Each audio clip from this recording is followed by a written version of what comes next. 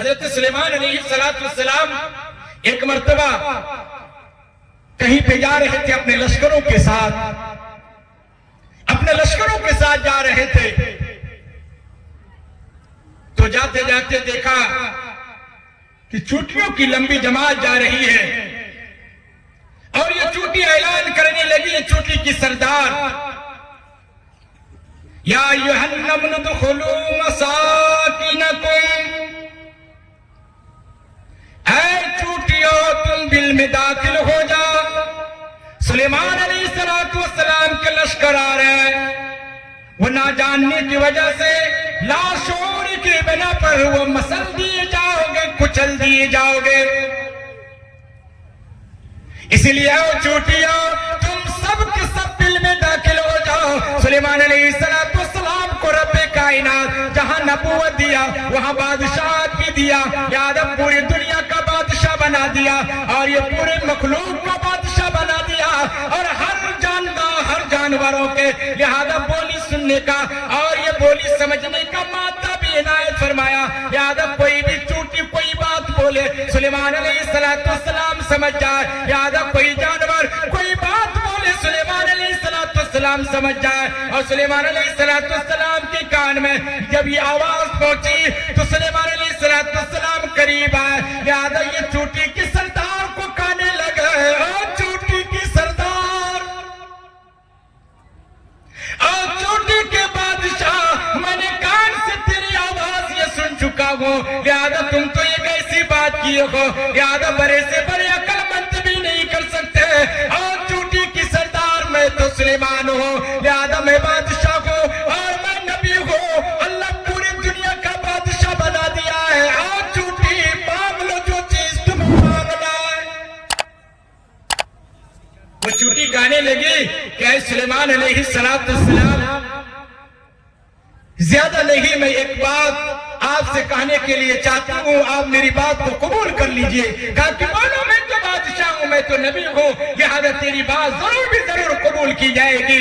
یہ چوٹی کی سردار کہنے لگی، یہ چوٹی کی سردار کہنے لگی کہ او سلیمان علیہ السلام، لہذا اللہ نے میرے مقدر میں جتنی زندگی لکھ دی ہے، جتنی حیات لکھ دی ہے، لہذا اس زندگی میں میرا ایک دن بڑھا دو۔ کتنے دن بڑھا دو؟ ایک دن بڑھا دو۔ میرے مقدر میں جتنا جینا لکھا ہے، میرے مقدر میں جتنی زندگی لکھا ہے، ایک دن بڑھا دو۔ سلیمان علیہ السلام کہنے لگے کہ او چوٹی کیا مانگ رہی ہو؟ یہ میرے اختیار میں نہیں ہے کہ میں کسی کی حیات کو بڑھا دوں، میں کسی کی زندگی کو بڑھا دوں، یہ تو رب کائنات ہی اپنے قبضے قدرت میں رکھا ہے کہ جس کی زندگی جتنی ہو لہذا اتنی ہی رہے گی، کوئی ایک منٹ بھی گھٹا نہیں سکتا، ایک منٹ بڑھا بھی نہیں سکتا، ایک انچ گھٹا بھی نہیں سکتا، چاہے پورے کے پورے دنیا مل کر کسی کو قتل کرنا چاہیے یا قتل کرنا چاہے، لہذا کسی کی زندگی کو ختم کرنا چاہے، مگر اللہ نے جتنے مقدر میں اس کی زندگی لکھ دی، ایک منٹ گھٹ بھی نہیں سکتی، قتل بھی نہیں ہو سکتا۔ اسی لیے ساری کی ساری دنیا کسی کو ذلیل کرنا چاہے اور رب کائنات کسی کو عزت دینا چاہے، لہذا اس آدمی کو عزت دینا چاہے، لہذا پوری دنیا اسے ذلیل کرنا چاہے، وہ ذلیل بھی نہیں ہو سکتا، کیوں؟ اس لیے کہ عزت کا مالک رب کائنات ہے، لہذا ذلت کا مالک رب کائنات ہے، ذلیل اللہ کرے گا، عزت اللہ کرے گا، وہ تو عز ما تشاء وہ تو ذل ما تشاء بیدک الخیر۔ قتل کا مالک اللہ، عزت کا مالک اللہ، لہذا زندگی کا مالک اللہ اور حیات کا مالک اللہ، ساری چیزوں کا مالک اللہ۔ اسی لیے اللہ کہتا ہے قرآن کریم کے اندر اللہ اعلان کرتا ہے، اور میرے بھائیوں میرے بزرگوں، قرآن تو ہمارے ہر ایک پہلو کو بیان کرتا ہے، ہماری پوری زندگی کو بیان کرتا ہے، لہذا ہمارے ہر لمحات کو بیان کرتا ہے، کھانے کے بھی لمحات کو بیان کرتا، پینے کی بھی لمحات کو بیان کرتا، چلنے کی بھی لمحات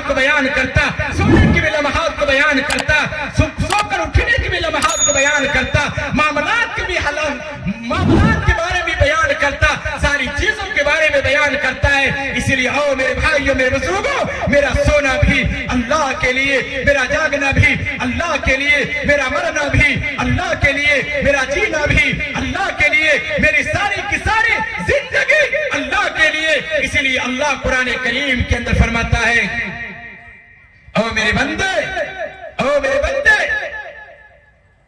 قل ان صلاتی و نسکی ومحیای ومماتی للہ رب العالمین۔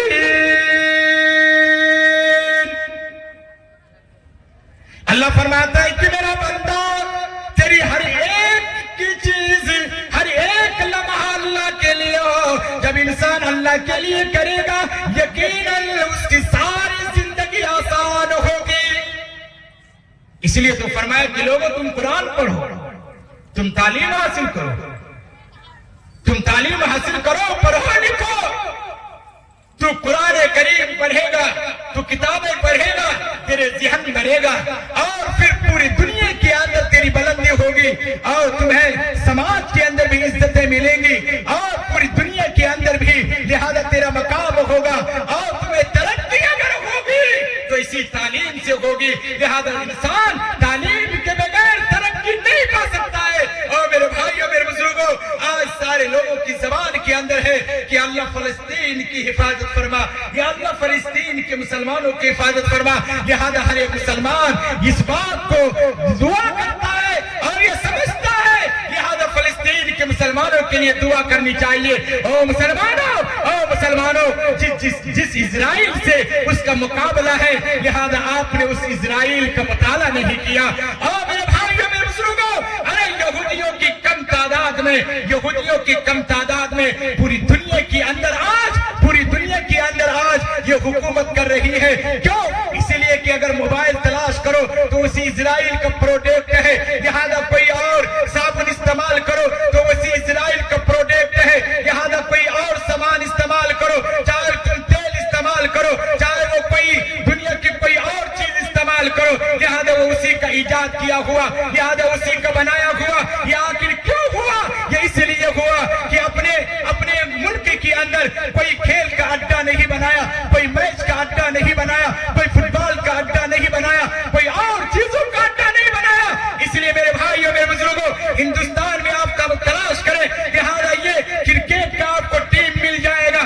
پاکستان میں تلاش کریں، لہذا کرکٹ کا آپ کو ٹیم مل جائے گی۔ اور اگر آپ بنگلہ دیش میں تلاش کریں تو آپ کو کرکٹ کا آپ کو ٹیم مل جائے گی۔ لہذا کسی اور ملک کے اندر آپ تلاش کریں، لہذا آپ کو یہ ٹیم کھیلنے کی مل جائے گی۔ مگر آپ اسرائیل کے اندر تلاش کریں تو آپ کو کوئی ایک ٹیم بھی نہیں مل سکتی ہے۔ ہاں، وہاں پہ تو ملے گی، کوئی سائنٹسٹ بننے ملے گا، کوئی انگریزی پڑھنے والا ملے گا، کوئی سائنس پڑھنے والا ملے گا، لہذا کوئی کتاب پڑھنے والا ملے گا، اور کوئی مذہب کے، لہذا یہ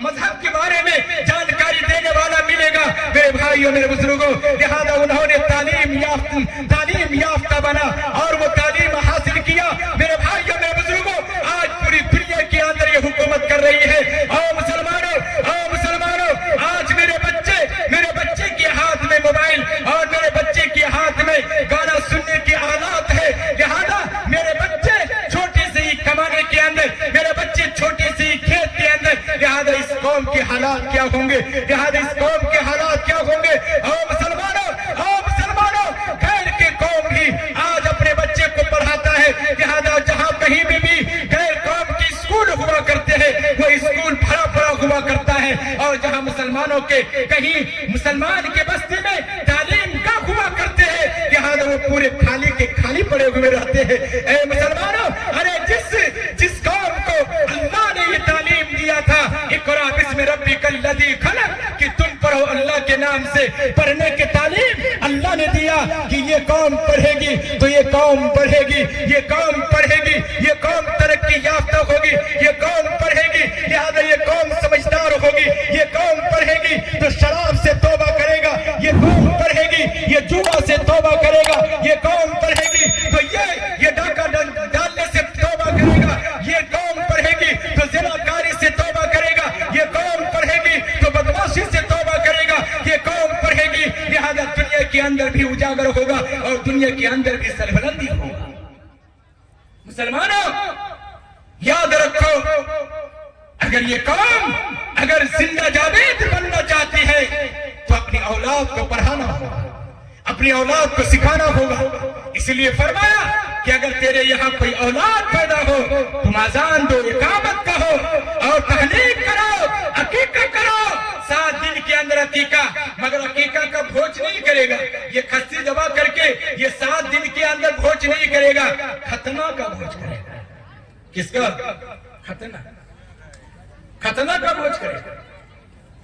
جس بھوج کے بارے میں نجائز کا فتویٰ مفتیان کرام نے دیا، آپ مفتی صاحب سے پوچھئے، آپ اکابرین سے پوچھئے، لہذا وہ بھوج کرے گا، مگر عقیقہ کا بھوج نہیں کرے گا۔ عقیقہ نہیں کریں گے 100 شہید کے برابر ثواب ملے گا اور بچے کو بھی عافیت ملے گی اور گھر میں بھی برکت ہوگی۔ یہ کام نہیں کرے گا۔